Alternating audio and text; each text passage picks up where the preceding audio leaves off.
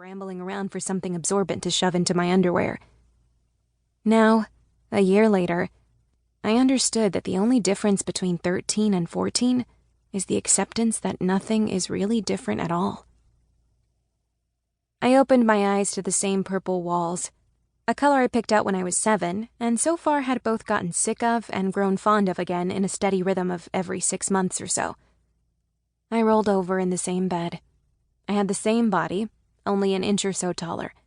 I had the same brown hair, the same brown eyes plucked from my father's head and replicated in mine.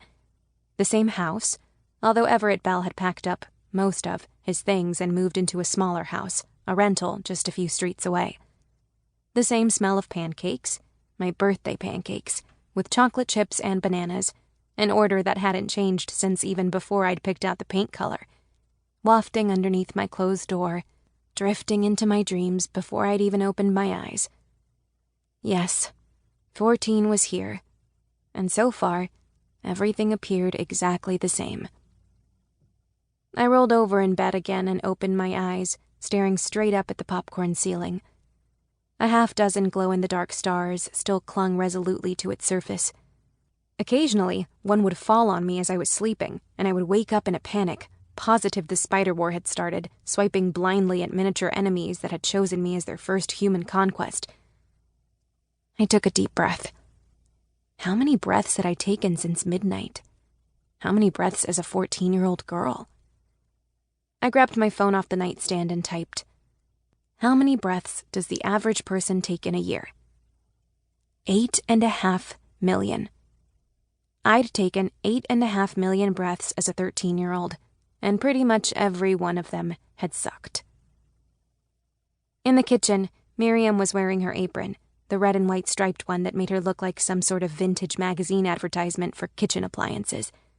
Underneath it, she wore a sleep shirt that fell to her knees and dingy slippers that had once been pink and were now a fuzzy sort of brown. Her hair was clipped up on the top of her head, and it was messy, like she'd slept on it.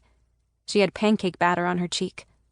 My mother was an excellent cook, but she was a messy cook, and the food got absolutely everywhere, like on her cheek, splattered on the top of the stove like a crime scene. Even once, memorably, when she'd forgotten to put the top on the food processor, on the ceiling and overhead light fixture.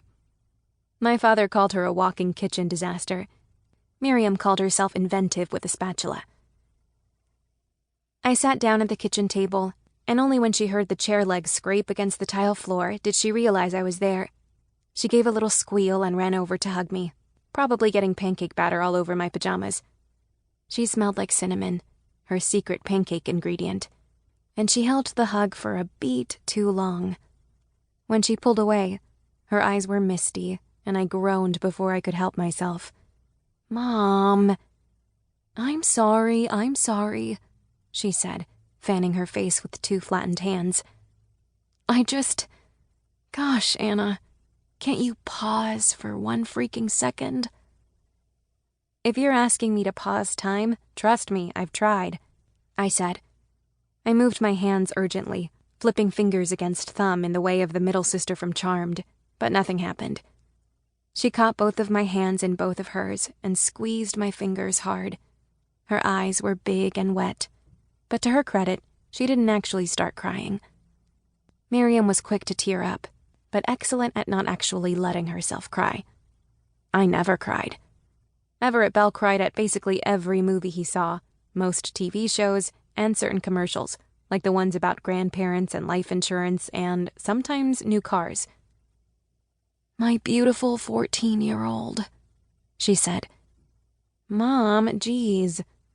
I'm so freaking proud to be your mom, kid." "You're about to be so freaking proud of burning the pancakes."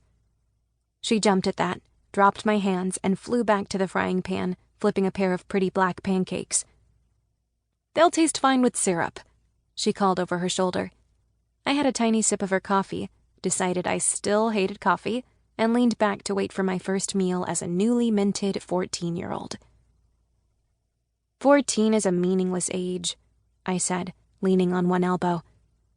13 is the first teen year. 15, you can be a lifeguard. 16, you can drive. You want to be a lifeguard? If I did, I'd have to wait a year.